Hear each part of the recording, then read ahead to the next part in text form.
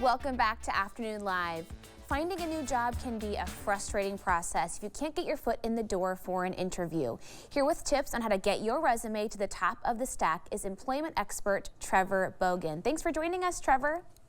Yeah, thank you. How you doing? It's good. So many people are going through this process right now. Lots of industries in turmoil. So let's jump into the beginnings of your resume where you should really keep it pretty concise.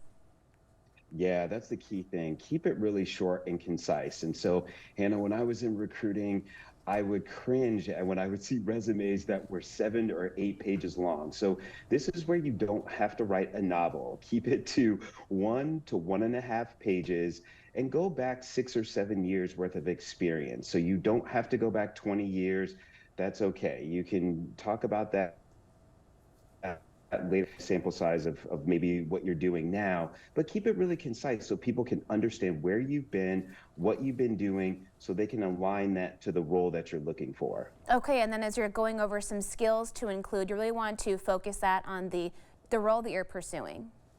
Yeah, so really emphasize any accomplishments, projects that you've been a part of, technology you've used, exposure to different departments within the organization as well. So if you've been in human resources, operations, procurement, you want to highlight that and use any developmental opportunities that you've been exposed to, maybe a mentorship program or leadership development program. You really want to highlight those. And if you are looking for an opportunity in a specific field, utilize the skills and highlight those skills to really align to those roles that you're looking for. So it makes sense for a recruiter or talent acquisition specialist to understand what you've been doing. Are there certain ways that you recommend for people to use certain language? Because I think a lot of us have a hard time bragging about ourselves, especially on paper. Are there graceful ways to highlight those accomplishments? Yeah, so I mean, bragging about yourself is a good thing, right? You really want to be confident in your skills and what you've done.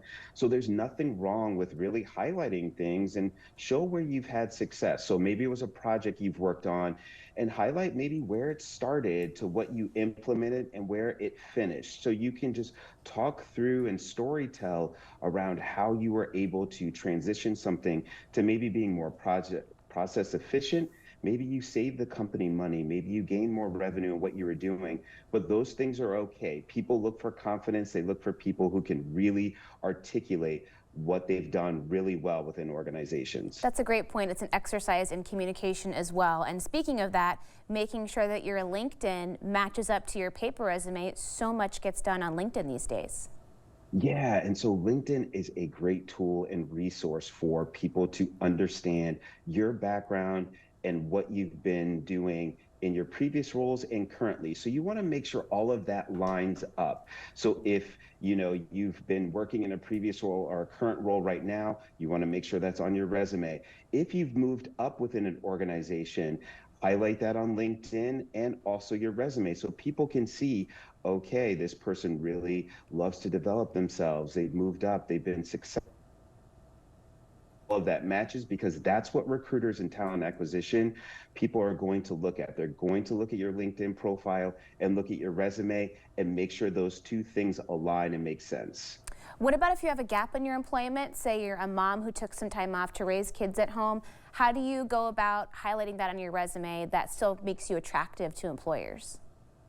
Yeah, so that happens all the time right now as the world of work is always evolving and changing. And so you just want to make sure that you highlight your skills that you did in a previous role, current things that technology maybe you've used or been exposed to. I know a lot of people that are at-home parents getting back into the workforce.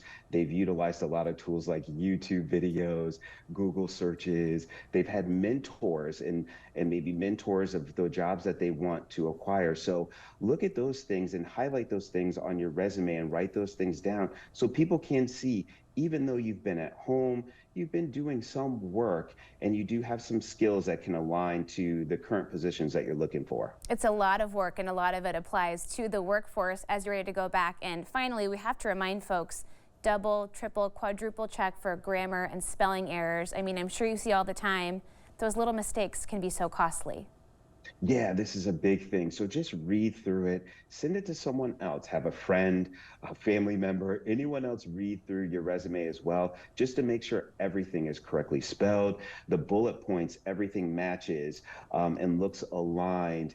And then practice that, right? Resume is big on practicing and storytelling. So you really want to practice your resume with someone so you can, go through what your background was, effectively communicate things that you were doing. So practice is key with being able to be prepared and confident for those interviews when those times come up. Yeah, great tips. Thank you so much for spending some time with us today, Trevor.